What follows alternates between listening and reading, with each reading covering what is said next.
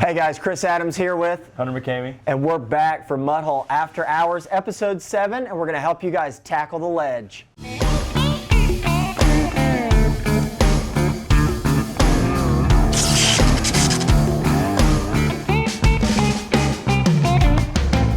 Alright, so here we are. We're back in the basement, and we are going to take 3 rods that you're going to go ledge fishing with. Okay. Yeah, summertime's here. Yeah. All the fish, they're done spawning. Okay. And where are they going to move out to?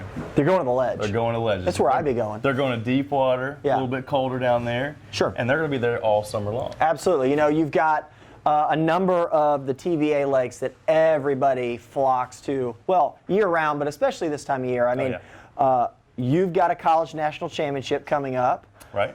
We've got one of our regional guys, Jesse Rudolph, who has won a number of events. He's qualified for the All-American. That's at Pickwick. And that All-American is at Pickwick. And then we've got the local high school kids, a couple teams qualified for the national championship, and they're going to Kentucky Lake. So they're tuning in. Right. For sure. Yeah, like you said, all the TVA lakes, you know, even up to Kentucky Lake and then down from Chickamauga to Pickwick, and then even between you got Gunnersville. Right. I mean, this time of the year, from now, which is the beginning of May, till all the way to the end of summer. But absolutely. Especially starting in the May, like middle May to, you know, the first part to middle of June is red hot on ledges. Absolutely, because those fish are moving out there. They haven't seen that 10XD and blue chartreuse swim by like 100 times a day. So, yeah, they're moved out there. They're ready to eat. So we want to make sure that we're dialed in. We've got the right technique and the right rod to do that. And that's going to make your life on the ledge much more successful. So I think what everybody does mostly out there is, as I mentioned, is cranking. 10XD. So let's jump right into that. Right there. Absolutely. So tell us about that. The blank that we usually go with for 10XD, or even like an 8XD, is the CB928. Right.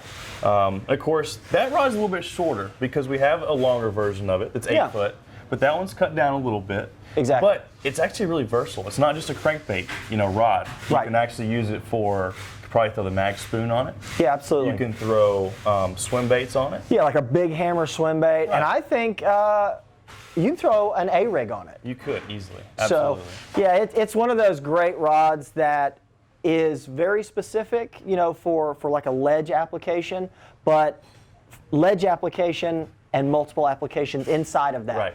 So, you know, think kind of honing that all down. So when you go out there, you know, you don't need 7 different rods to do those 7 different techniques, but, you know, if you want to throw a 10X, like you said, an 8X, and then also back that up when you're tired of throwing those deep diving crankbaits and you want to throw, you know, a single swim bait or something, that's a great rod. I mean, it is. Talk about, so what makes it what it is? I mean, well, of course, since it is a crankbait blank, it's going to have a little bit more moderate of an action. You know, it's a moderate to a mod fast, which is going to allow you, it's not going to wear you out, you know, when you're throwing that big 10XC, because, I mean, it puts some strain on you. It really does. Cranking all day with that big bait, you know, but with that moderate action, it gives a little bit of the tip. Right. So that's going to take a little bit of the, you know, the pressure of you having to really crank and you know, almost overwork that bait. Sure, you're not fighting the bait as much. Exactly. Okay. But yeah, that would be my go-to for the CB. Sure. And then of course when you do have that 10-pound Kentucky Lake largemouth come out of the water with treble hooks hanging out of his mouth, right, you want the mod fast, mod action that the crankbait's going to give you, so that he doesn't throw those treble hooks and all that hard work. But you know, even though it's a crankbait blank and is moderate, it's still got a lot of power. It's an 8-power blank for sure. You know, and a crankbait blank and an 8-power is a lot different than like an 8-power and a mag fast. You know, they're completely different. Well, so, but yeah, it has plenty of power. You'd be able to get that 10-pound bass on the boat, no problem. Excellent, excellent. Well, that's cool. So we've got the cranking covered. Right. Although I'm not a big cranking guy, I'm a single swim bait guy. I do love that. But now we're going to move into, we're going to break away from that a little bit, because everybody throws, you know, the big cranks and single swim bait. So I'm going to pick up a EPS 86HF. So what that is going to be is that's out of the EPS line. Right. So what that does is kind of bridge the gap between a standard blank and a high modulus blank. It's very light. It's very sensitive. It's something that also can take the durability of throwing big jigs, Carolina rigs, Magnum shaky heads, Right. and also land those type of fish and have all the sensitivity to do it. So that's where I'm at on that blank. I love it. I know we both fish these in Florida, but for me, that one is coming with me to the ledge 100% because I am a jig guy. I really like the jig, and of course, I love a Carolina rig. It can be the old ball and chain, but it can catch them for sure. It can. And the first one we talked about, the CB928, the versatility of that one is awesome, but honestly, I think the EPS 86H is almost or even more versatile. I agree with that. It covers anywhere from jigs to Carolina rigs to Texas rigs, almost anything with a plastic bait you can use this rod for. Yeah, absolutely. I mean, you see a lot of guys that are throwing shaky heads and you automatically think, oh, really small and all this.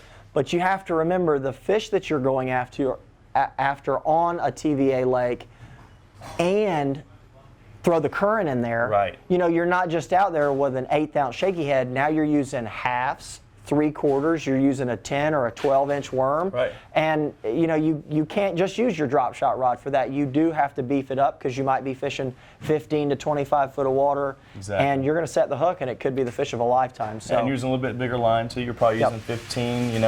That's about the general rule of thumb when you're fishing. Ledges is around 15 or so. Yeah, and that allows you to make really, really long casts, and depending on how you want to fish in that current, that's really going to help for sure. So that one's big for me.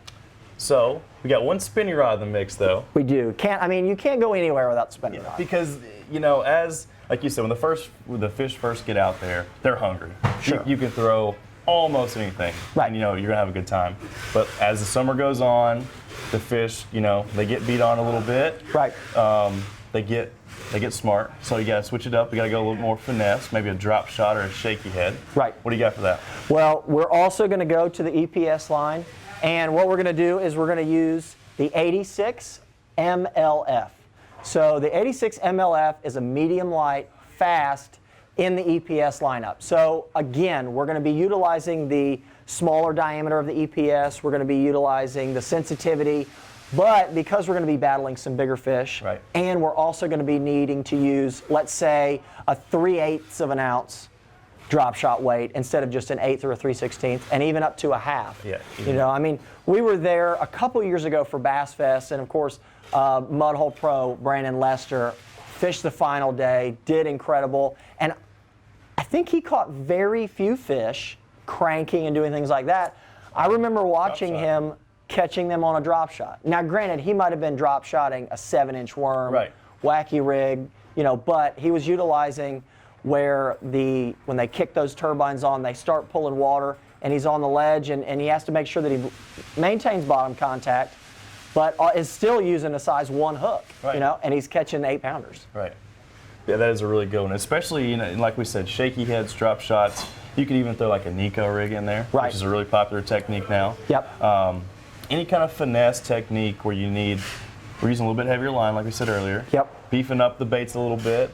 That blanket, and 7.2, most spinning rods are probably going to be less than 7 foot, maybe around like a 6'10", 6'9". Yeah. This one gets you. And they're going to be light, yeah. Exactly. But this one is a little bit longer at 7.2, so especially you can get a longer cast, which is critical when you're ledge fishing. Yeah, absolutely. So, and then that also allows you to move a little bit bigger fish and fish a little bit larger bait, but still maintain that finesse approach. Right. So, well, I'm ready to go. Where do you go right now? When are you going? I'm going in, let's see, about 2 weeks. It's going to be the end of May. Okay. Last week of May into Perfect. the first part of June. Right. Ours is on Lake Wheeler. Okay. So, Wheeler's a little bit different, It's not so much like a Pickwick where all the fish go out deep, Right. There are some ledges there. Yep. But hopefully, being as we are from Florida, we can get on a little shallow bite. Yeah, do that. I'm hoping for. And then also have this info in your back pocket. Well, yeah. I'm definitely going to take these 3 rods. So, and then the BFL All-American is on Pickwick. Right. And then the kids are also going to Pickwick and then also Kentucky Lake in June. So, I wish I could saddle up and go. I'm ready. Let's just shut it down and go now. So, all right. Well, again, guys, thank you for watching. This was episode 7 on Mudhole After Hours. Again, for Chris and Hunter. We appreciate it. So make sure to follow us along YouTube, Facebook, on the blogs, and all that. If you have any questions, please comment below, and one of us will jump on there and answer the questions. We can also help you fully set these up. So if you have questions on guides, line, reel seats, we're here to help. Any of it, yep. Absolutely. Just let us know. So until then, Fantastic. see you guys. Bye.